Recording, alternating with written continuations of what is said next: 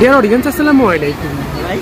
Dear audience, বরাবরের মতো আজকে আপনাদের মাঝে বহুত ইম্পর্ট্যান্ট একটি প্রোগ্রামিং এবং টাইমিং ভিডিও নিয়ে আবারও আপনাদের সামনে হাজির হলাম। আমি Mohammad Suman Patwari, sewing machine repair YouTube channel. Dear friends, আজকে আমরা দেখব ব্রাদার S7300A-403 এই মডেলের single needle lock stitch sewing মেশিনের স্টিচ কাউন্টার থেকে স্টিচ ঠিক থাকা সত্ত্বেও আমাদের স্টিচ কেন এত পাতলা হচ্ছে সেটি দেখাবো। আপনারা দেখতে পাচ্ছেন যে আমাদের এই যে স্টিচটা সেটা কিন্তু ওকে আছে, আর এটা কিন্তু নট ওকে। এখানে আমরা যদি একটু ডিসপ্লেতে যাই, আমরা এখানে দেখতে পাচ্ছি আমাদের প্রোগ্রামে কিন্তু 3.0-তে স্টিচ রয়েছে। এটা যদি আমরা আপ ডাউন করি বা এটাকে ঘন করি তাহলে সেই ক্ষেত্রে আমাদের স্টিচ ঘন হবে, বাট যে পরিমাণ ঘন হওয়ার কথা সেই পরিমাণ ঘন হবে না।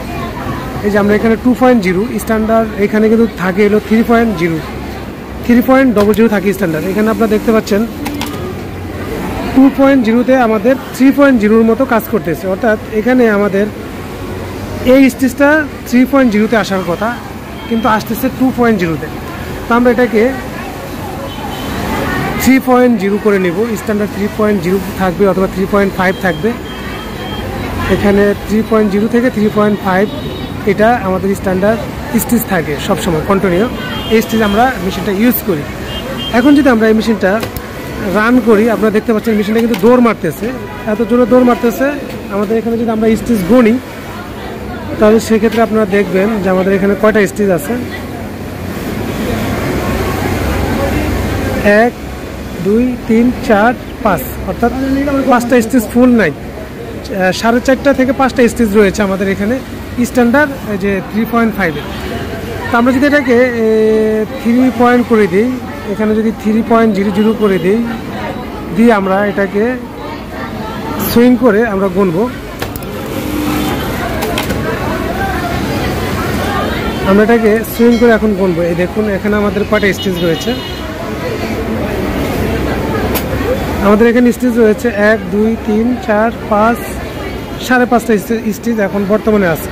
5.5টা থেকে 6টা স্টিচ হবে এখানে। আপনারা দেখুন একটু ভালো করে, আমি আপনাদেরকে একটু গুনে দেখাচ্ছি।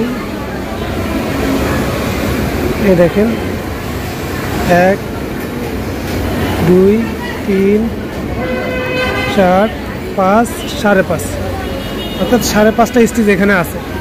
তো মূলত আমাদের এখানে এই 3.00-তে স্টিচ থাকবে প্রায় 9টার মতো স্টিচ থাকা লাগবে।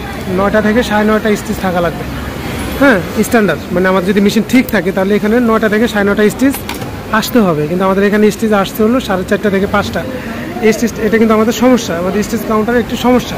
তো আপনারা জানেন যে এখানে আমাদের কোনো ম্যানুয়াল স্টিচ কাউন্টার না, এটা কিন্তু আমাদের ফিড মোটর থেকে কাজ করে। এই যে ফিডডক, এই ফিডডকটা কিন্তু আমাদের ফিড মোটর থেকে কাজ করে।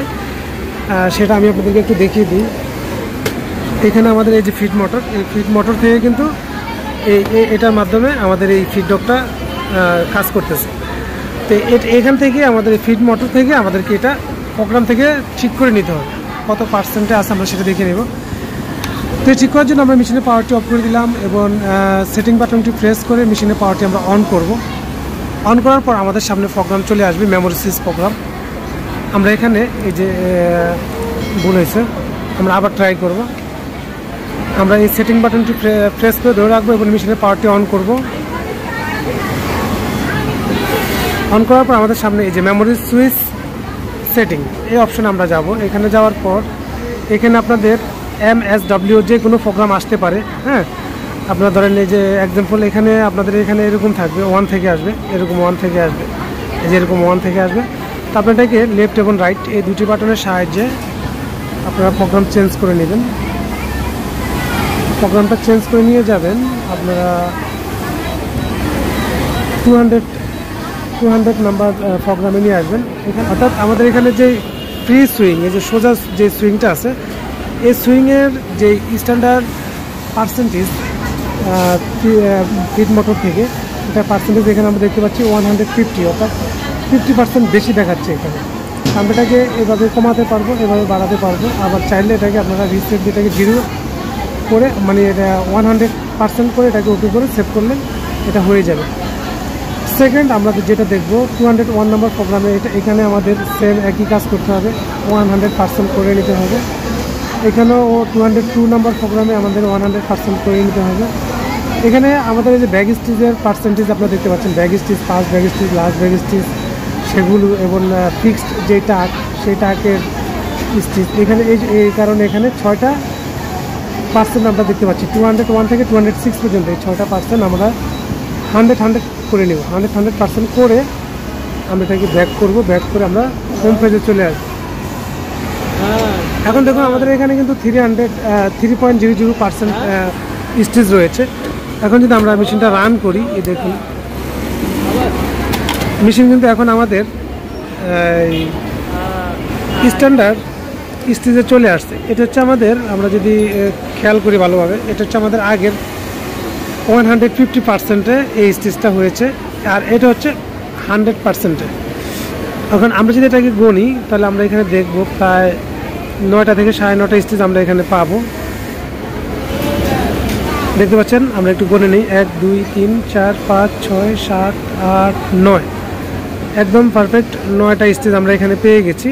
তবে এখানে স্টিচ একটু আপ ডাউন হতে পারে ফেব্রিক্সের উপরে, যদি কিছু কিছু ফেব্রিক্স আছে, সেই ফেব্রিক্সের উপরে কিন্তু এই স্টিচটা ঘন এবং পাতলা হয়ে থাকে। বা অনেক সময় আমরা যদি ফেব্রিক্স যদি এভাবে টান দিয়ে ধরে যদি বডি করি, তো সেক্ষেত্রে স্টিচ ঘন হয়ে যাবে। তো আমরা নর্মালি এই সিঙ্গেল জার্সি 118 যে জিএসএম, এই জিএসএমের উপরে আমরা দেখতে পেলাম যে আমাদের স্টিচ 9টা, অর্থাৎ 9টা স্ট্যান্ডার্ড স্টিচ আমরা পেয়ে গেছি। এখানে ডিফল্ট এখানে কিন্তু এই যে আপনারা দেখতে পাচ্ছেন 3.00, এই 3.0-তে আমাদের 9টা স্টিচ এখানে আসছে, অর্থাৎ আমাদের এখন স্টিচ কাউন্টার ঠিক আছে। যদি আপনাদের মেশিনে কখনো দেখেন যে আপনারা স্টিচ এখানে কাউন্টার থেকে আপনাদের এই স্টিচ বেশি ঘন হয়ে গেছে, বা পার্সেন্ট ওখানে যদি কমিয়ে দিই, 100 থেকে যদি আমরা কমিয়ে দিই বা শুধু 50% করে দিই, তাহলে স্টিচ একদম ঘন হয়ে যাবে। এখানে 3.00-তে কিন্তু স্টিচ অনেক ঘন হয়ে যাবে। হ্যাঁ, আপনারা এই স্টিচ বেশি ঘন হয়ে যাক বা বেশি পাতলা হয়ে যাক, আপনারা এই 200 থেকে 206 পর্যন্ত এই প্রোগ্রামগুলো আপনারা ফলো করলে এই সমস্যাটা আপনারা সমাধান করে নিতে পারবেন।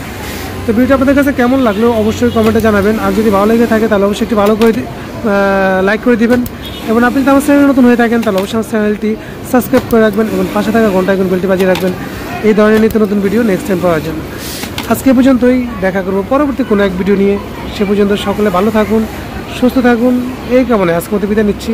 আল্লাহ হাফেজ।